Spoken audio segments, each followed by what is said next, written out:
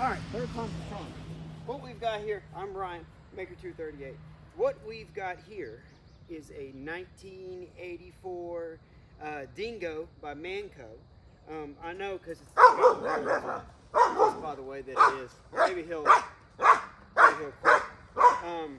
Because I've started the video like 5 times because of this. It's a cat. All right, so what I did is I did a predator swap on it. I did my own custom control arms in the front here. I did an own... Really? I did my own custom steering assembly. Ordered some gas pedals from Amazon. Made my own cushion. Obvious pool noodles. I did a centrifugal clutch belt drive on it. A bunch of springs. Got new tires. Let's do a little walk around. I'm pretty excited on how I moved the steering. Because if anybody has one of these, you know, one of the downside of some of these earlier karts is they didn't quite know what they were doing, or they just didn't care because of little kids. You know, they'll be fine. But I'll show you. Hey, y'all hop off there. Let's come over here. I'll show you. How's everybody doing today? Man, I sure do appreciate y'all clicking on my video. All right. So I still yet to put some paint and stuff on here. But as you know, if you have one, the steering comes and it's right here. It's absolutely terrible. I mean, I'm not a fan of it. And if y'all have one, you know exactly what I'm talking about. And so what I've done is I've extended the steering column, I don't know, about 1.5 inches, 1.25 inches, something like that. And then I took the steering and just kind of pushed it down there. Made my own little L bracket here. That stuff's easy to do. You know, it's kind of fun. Custom fabricating metal pieces and seeing them come together on something. Y'all should try it. Do not be intimidated. Do not be intimidated about welding. I've taught myself by basically watching Jimmy DeResta and a handful of other fellers on YouTube, and just went out and started welding. So just do it. That's what I'm saying. I made this. That comes up. I extended the original steering little control arms here just by like maybe 1 inch. I had a old breaker bar that I got from some old foundry years. I used that as a new little steering control, whatever that's called, this piece. I made a new one of these. The original comes out to about right here. It's got a bunch of angle brackets. I've seen some people that'll loop them down to try to help with your steering. You know, try to get more aggressive turns and stuff like that. But I just went straight across. And then I made all this stuff. I actually got the axle. That's just a bolt. So you can just get you a bolt, turn it on the lathe, get it down to the right diameter for your bearings. You know, same thing, some pipe, blah, blah, blah, blah, blah. Weld you on some pieces like that. I mean, just look. You see what I've done here? Simple things here. Simple, simple, simple. But that takes all of our steering out of here, away from our old cankles and our old Achilles heel. Because if you hit a bump with no suspension, God, you know exactly what I'm talking about. Because it hits right there. And yes, these are Crocs and socks. Don't ask, don't tell. This works great. I've got a 12-year-old boy. He's just been romping and rolling this thing. One of the proudest things that I could ever say is when I see something that I've built, especially a kid right now, put that device down, get outside in some of this fresh air, and do on some of the stuff that we used to do when we were kids. You know, because we used to be outside, you know, till, you know, the light came on at the end of the cul-de-sac. It's kind of when you knew that mom was expecting you back home. You know, it's a different day and age. I'm trying to adapt as a dad to trying to figure out how to, you know. But anyway, I built this, you know, is what I'm saying. And I got distracted because I just get excited when he gets out here riding it. Other things I've done. I've moved my pedals. They used to sit right there. I just kind of moved them forward about 1.5 inches. Got these pedals on Amazon. Welded that little piece of 1/4 inch bar right there. That way the spring's got something to come back on. Most important thing if you're building these for your kids is put as many springs as you can on all this stuff, because when they're done accelerating, they're done accelerating. When they want to stop, they want to stop. It don't need to get, it's just make sure it's nice and tight for the kids. And I'll show you what I did on that Predator 212 there in the back here in a second. But I had a stack of these. These are just 4 plates. I think it might weigh maybe 10 pounds altogether, but that just puts a little bit of extra weight up here on the front, gives you a little bit more steering. I even thought about maybe doing a plate right here. We'll play around with it. Right now that kind of works. It's a little nose heavy, but that's good because it keeps the front end down. I did do a license plate right there just because there was, when I was driving it, you know, debris and stuff would be flying up and hitting you. Did a brush guard here just to kind of deflect some of the high grass and stuff that comes up. That way, you know, not so many ticks and stuff will get on him when he's driving around. I just had an old metal sign left over from a job site. Just kind of put that up front like that. You can kind of see the way that steering looks right up here up front. All right. I did do the Predator 212. I waited till I got one of those inside track membership things, so I waited till it went on sale for like $100. I picked it up. The first thing you want to do, I'll show you on the other side, is cut that low oil sensor, because if you do put that, I didn't know. Well, this is my first time ever building one. But if you don't disconnect the low oil sensor right here, if you do a sharp aggressive turn, all that oil is going to fling to one side of the engine and it's going to shut off. I mean, just make sure, I don't know, once a week, about every time you fill that thing up, depending on how much they use it, just check the oil. Just pull it real quick. Just, woo, there it is. Well, it's got oil in it. And put it back in there. That's all you got to do. All right, did that. So if you're new to it, you don't know, now you know. I did move I've got some of these fancy off-road connectors, but I moved this switch immediately to there because, I mean, when the kids need it shut off, they need it shut off. Either they're, you know, an emergency, they've taken a wrong turn, they're getting close to something, or they just want to shut it off, make it easy for them. So I just put a little on-off switch right there, get it at all your getting places. I got a return spring right here. I drilled a little hole, and then I just, you know, it's just a basic accelerator throttle spring. I got that back pinned, just hooked on that little bolt back there. You can see it. Kind of extended it to where I got just enough bounce back. That way, again, when he or whoever is in here and they let off that thing, that's what they're wanting to do. So make sure it does it. I won't talk too much more about that. And then you put a spring right in there. Actually, I need to tighten that a little bit, but put you a spring in there. That way it's got a nice return.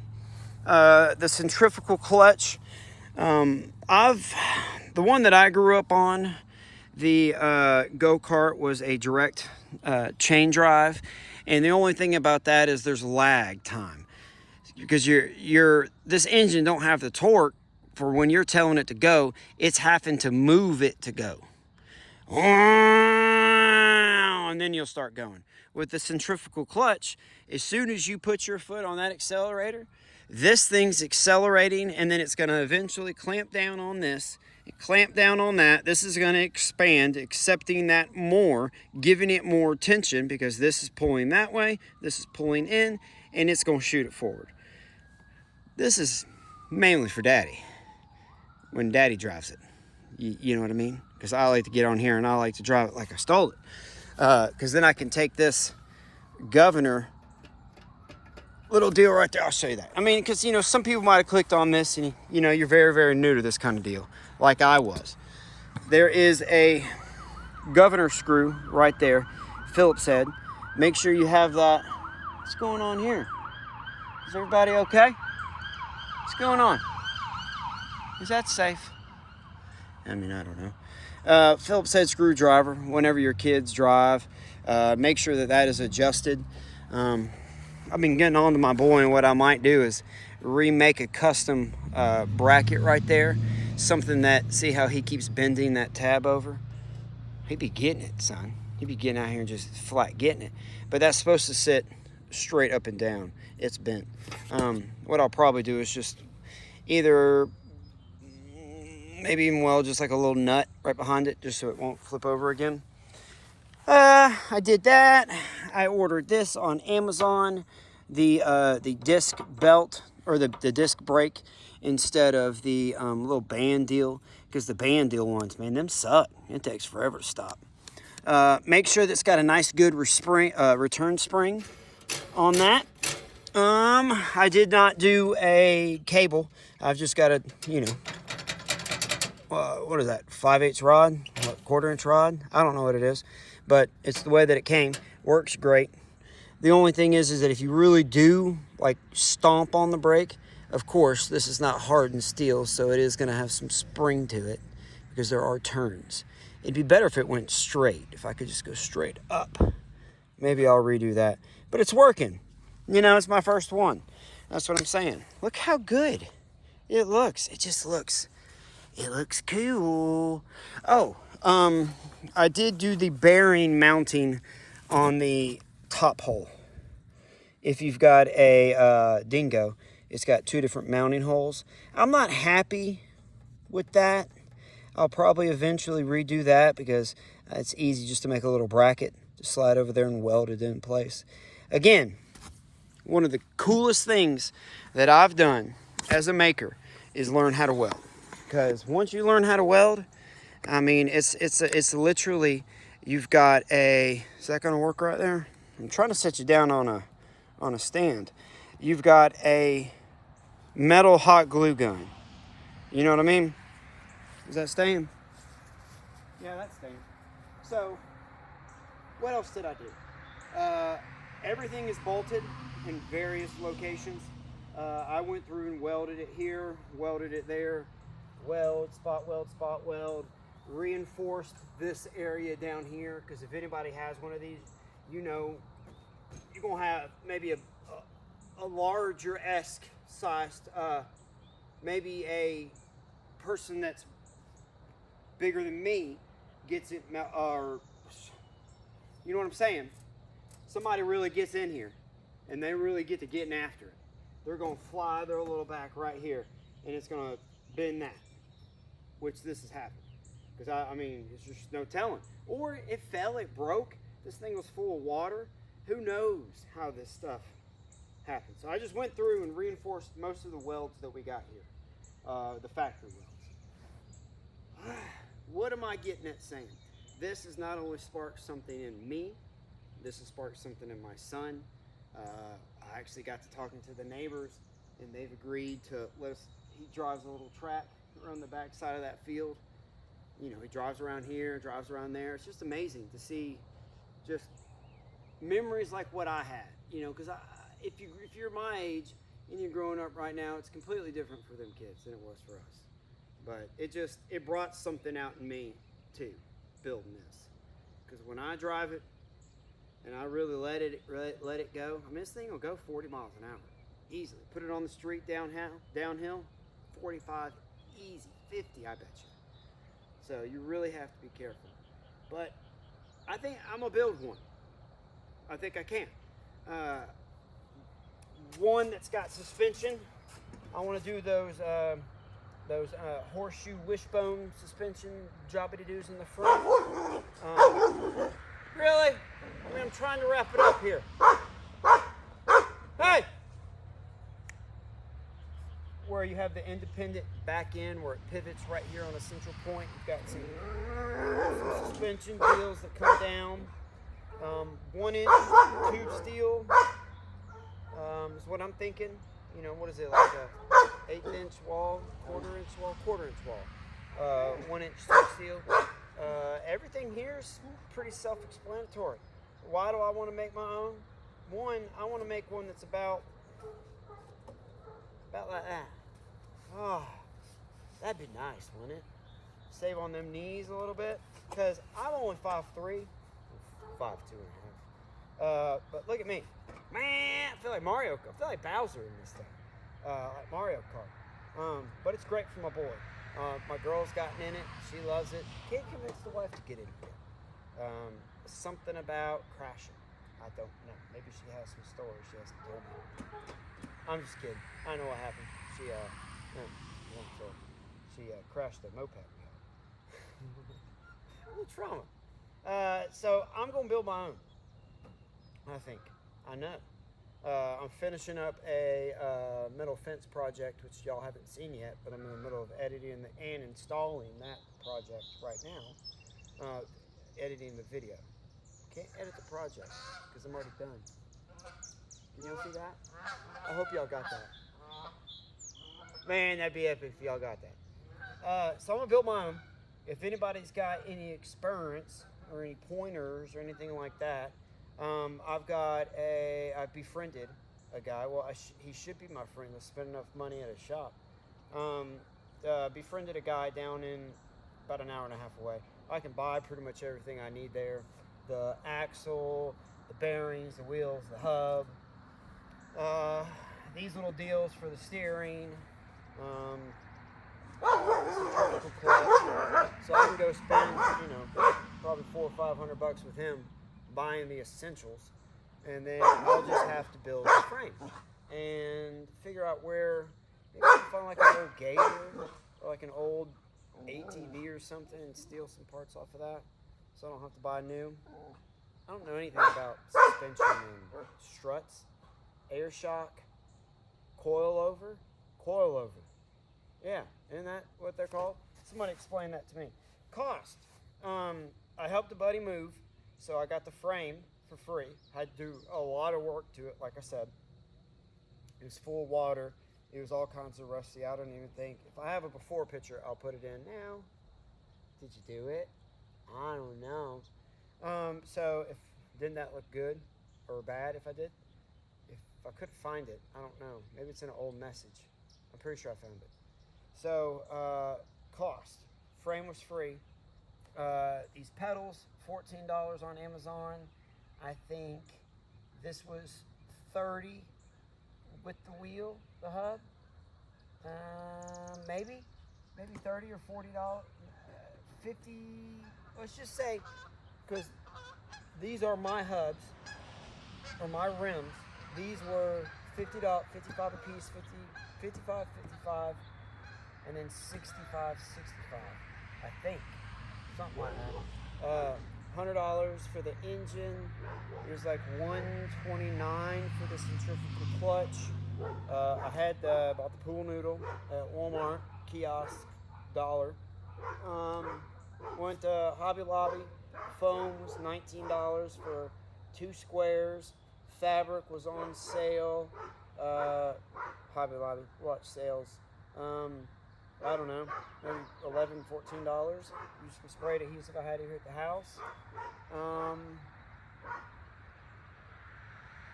Add that up. That's how much I got in this, but I had to build it. And that's like my boy was saying. He was like, "Daddy, I might want to build one." And I'm like, "Dude, let's, But to him, that's putting his logo on stuff and painting it the way he wants it. And that's an excellent project that I extremely look forward to. Because that's the kind of stuff I would want to have done with my daddy. But unfortunately, I didn't get a chance to. So yeah, this is the 1984 Dingo by Manco that I've modified, and my boy loves it. Yeah, and I'm gonna build my own. I think I talked about everything. Yeah. So I think that's it. I hope y'all enjoyed it. We'll stop. I think we're getting close to about 20 minutes. That's perfect. It's Friday night. I think everybody's kind of home for the evening. I don't have to worry about the driveway. Daddy might spin it around here for a time or two before we're done. Maybe I'll post y'all up and y'all see that. Yeah. Thanks again for clicking on my video. Y'all have an amazing day. Take 5 minutes out. Let's be a part of this world that we we're so graciously gifted every day we get to wake up. You know what I mean? Build something cool, make something awesome, have fun, be yourself. Y'all take care, make on. But am I going to remember to film driving around? Probably. I ain't got nothing else to do. Thanks again, man. Y'all, women, whoever. Bye.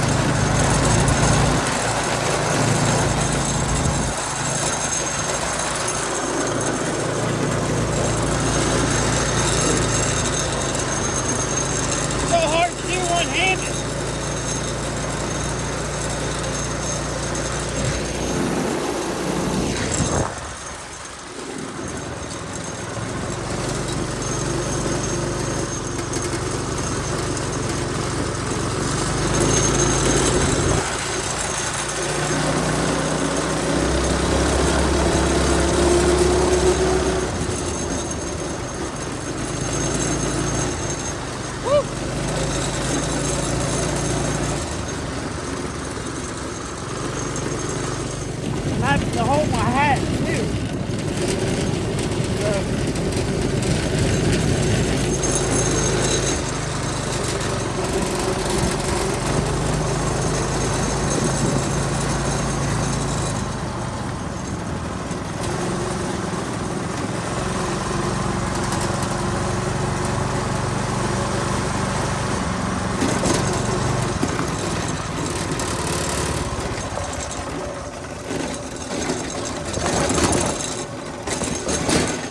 Alright, y'all have a good one.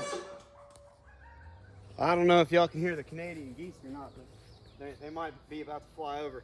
Alright, so what's up? Make it 2:38. Thank y'all. I don't know why I did that.